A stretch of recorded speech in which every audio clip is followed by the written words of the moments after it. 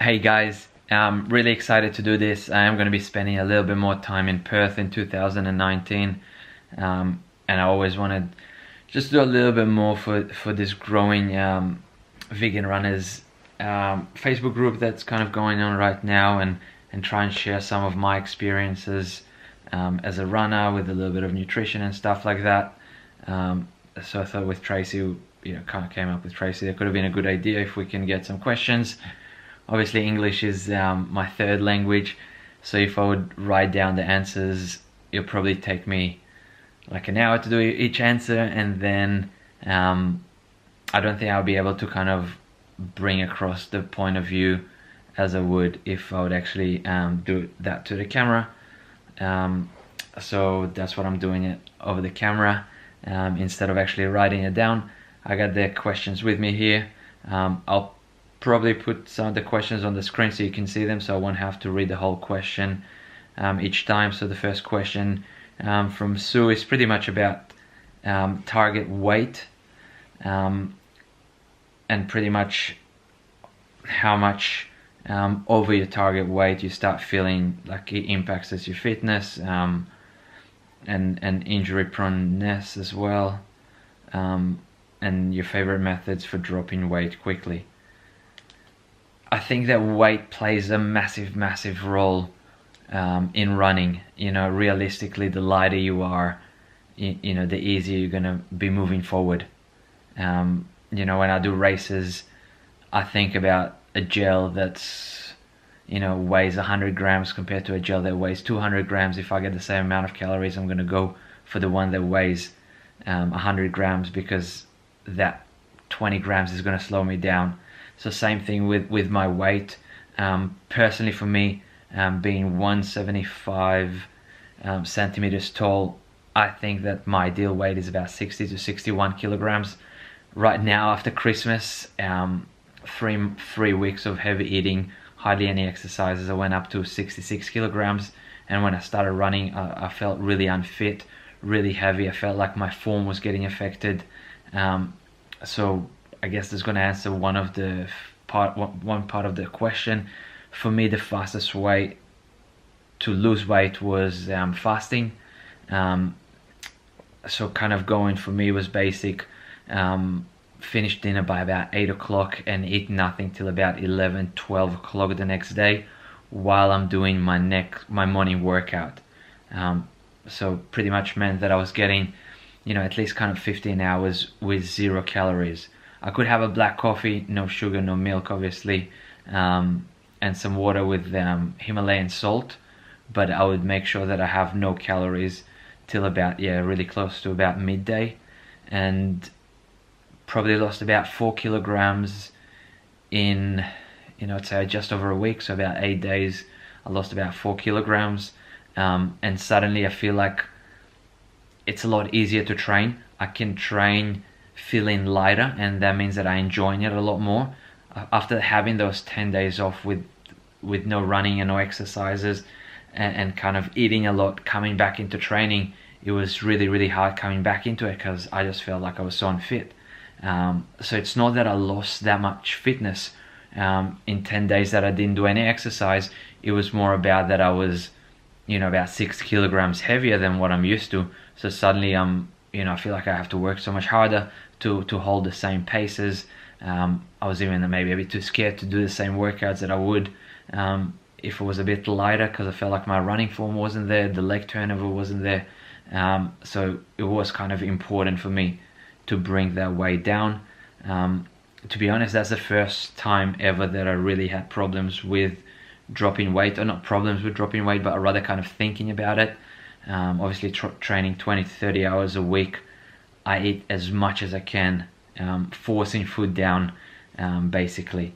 About the kind of injury and kind of weight loss, and where you should be your target weight is, obviously if you want to go fast and you want to be competitive, it has to be pretty low. In many ways, for 175 centimeters high, a weight of 60 kilograms or 61 is considered anorexic, so it's unhealthy. So when I go and get my blood test done and stuff like that, the doctor is like, are you having eating problems, and I'm like, no, I just run a lot and I actually eat a lot. So it's actually, I'm pretty sure it's in the category of anorexic, but that's a field to be competitive out there. That is kind of the way that I have to be at, even though I know that I feel better at about 63 kilograms. So I might have more energy, feel better, probably recover faster at about 63 or 62. I know that I do probably my best racing at 61. The more kilograms you have, obviously the more calories your body has to play around with for recovery. So like, let's say if my this is obviously about myself, but if my target weight is 61 kilograms and I'm at 63, having those extra 2 kilograms will improve my recovery, will give my body a little bit more calories to kind of play around with, so I'm not kind of digging in too deep if I do a hard workout. So if I'm at 61, I do a really hard workout, I feel like I'm kind of digging in way too deep into my reserves, and then the injury risk increases. Ideally, what you want to do is probably spend maybe about 3 months over race weight, so a weight that's a bit healthier for your body. So for me, it might be about 63 or 64, and then closer to the racing season, I'll try and keep it a bit lower, because my amount of Ks might be a little bit less. So I'll definitely kind of have a think about it if I look for a full year, and kind of think, well, now from January till March, I'm going to kind of try and stay at that weight. Then I'm going to give my body a break for 2 months, and I'm going to be 2 kilograms heavier than you know, my ideal kind of race weight. And then I might come back to it for an important race, then I'll go away from it. So, you know, you want to kind of minimize the amount of time that you are at that race weight. Obviously, it's the best for performance, but the unhealthiest one in many ways. If you are a lot kind of overweight in many ways, you are putting more pressure on your joints. You know, so a lot more impact with every kind of with every time you land. So I'll kind of be smart about that as well. You know, making sure that you are not too heavy, because then you require more supportive shoes. Obviously, you travel less and you put a lot more impact on kind of you know, your ankles, your knees, your hips. Second question is from Sam. So you've been doing biking for cross training, and I was wondering how high of an intensity would be beneficial. I can never get my heart rate very high on the bike, and it's kind of like dueling along, and I don't know if they're effective as cross training for me. I mean, I've pretty much added cross training to my training middle of 2017, and I felt like it's been a massive thing in a way that I don't have to kill myself every week running 160, 170k to kind of stay at a good fitness level that I consider a good fitness level for myself.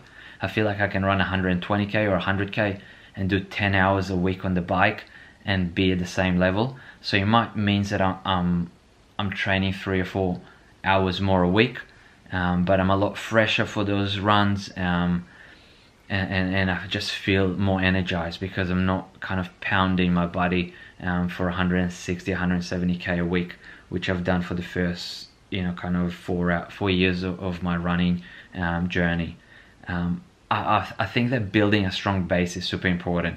So by having you spend 5 hours a week on the bike, at your heart rate might be only 100 or 90, you're still building a base, so it's still higher than if you were just obviously not doing anything. Your resting heart rate might be around 50 or 60.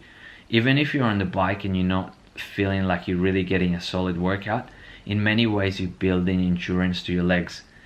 It's probably not as important if you're only racing 5 or 10k races, but if you want to start moving to like longer races like marathons, ultra marathons, you know, that time on your legs, that kind of slow impact stuff is super important.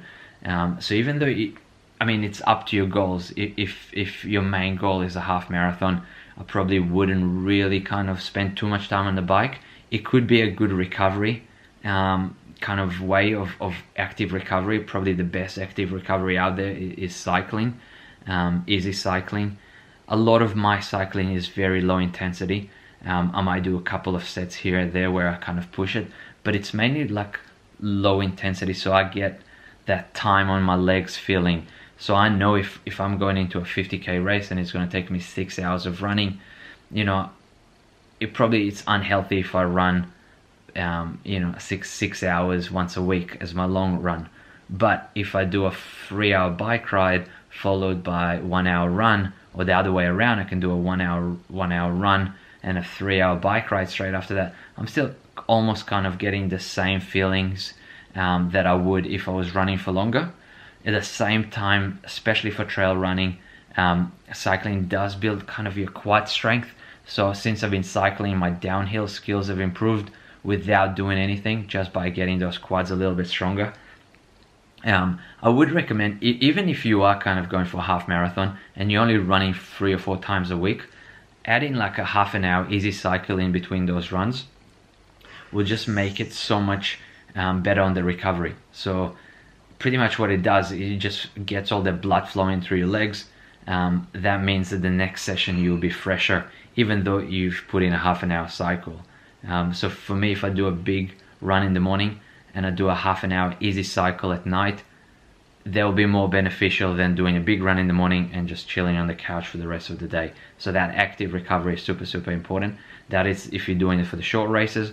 If you want to get into longer distances, it's probably the easiest way to build that volume into your legs. So if you're aiming to run an 100k race one day, having that volume in your legs from cycling is super important. Without that kind of impact that you're going to get if you are going to go out there and run those Ks.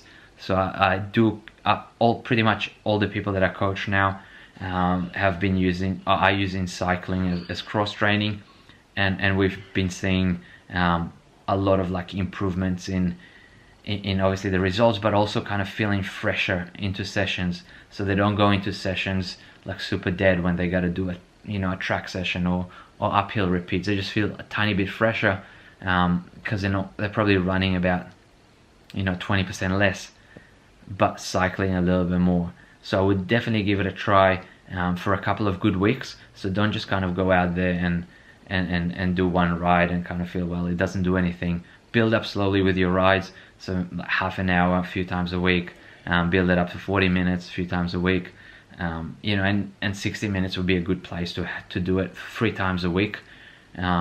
It's an easy way to build your cardio without the impact.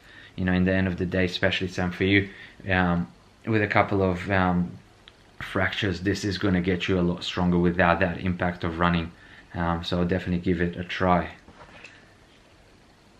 Next one from Richard: what's your biggest mistake you see runners make that could be easily remediated, and what's the solution? I think the biggest mistake, and I've done it obviously as well, is doing too much too soon.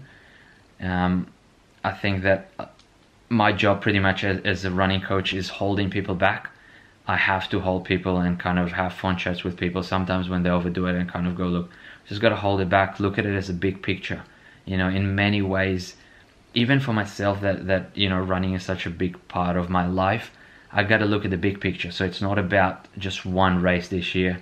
I rather want to do well for the next 6 or 7 years in 10 races every single year. So that means that I have to be smart not to overdo it and not to get injured. Overdoing usually leads to injury, burnout, losing a bit of interest in it as well, getting bored of kind of working out and doing sessions, not improving as much. So I've seen a lot of people try and achieve too much.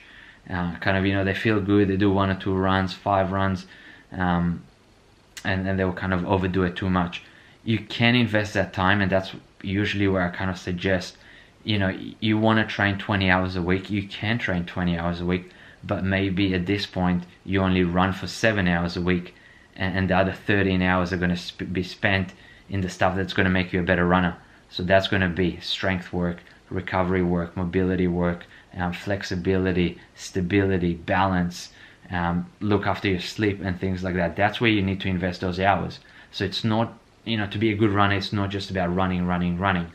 Obviously volume and the amount of Ks is important at different stages of the year, but you want to make sure that you look after the other things around running, so you can be a stronger runner that, you know, hopefully is there for kind of the long haul, not just a couple of kind of races and then quit. So you know, the easiest way to fix it is to invest that time into cross training, into recovery, mobility, and things that are actually going to improve your running without you doing as much running. Next question, also from Richard. You've been performing at a really high level for a few years now. Do you ever struggle with motivation to train, race hard, and if so, what motivates you through those times? Yeah, I mean, it's been quite kind of a really good 6 years for me of racing. I think that obviously there is the struggles, and there's some days where you don't feel like running, and you don't want to go out for runs or do specific workouts that, you know, not going to be fun. My motivation is I think that having this lifestyle is been the best thing that's ever happened to me. You know, the ability to travel and to see places that most people don't see, you know, to run on some amazing trails that most people will never get a chance to run on. You know, that's kind of that kind of lifestyle keeps me motivated and keeps me hungry. I think I never really had a goal of like doing well at a single race. My goal has always been to actually get a sponsorship. You know, a couple of years back, if I have a look at some of the goals that I used to write, you know, the goal was get a sponsorship. There was never like win this race or win that race or do well at this race. You know, I was chasing that lifestyle, which I enjoy. Like, you know, I actually like training, sometimes probably more than racing.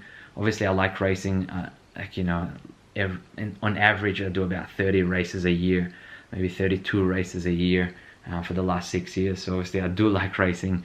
I like doing well. I also like training, so I think the motivation is there for me. I mean, yeah, the struggles is definitely making sure that you know, on the bad days I kind of have to remind myself how lucky I am to be able to do this. So yeah, and every time that, you know, I don't feel like running or going out there, I kind of remind myself that as bad as that sound, you know, some people don't have the ability to walk pain-free.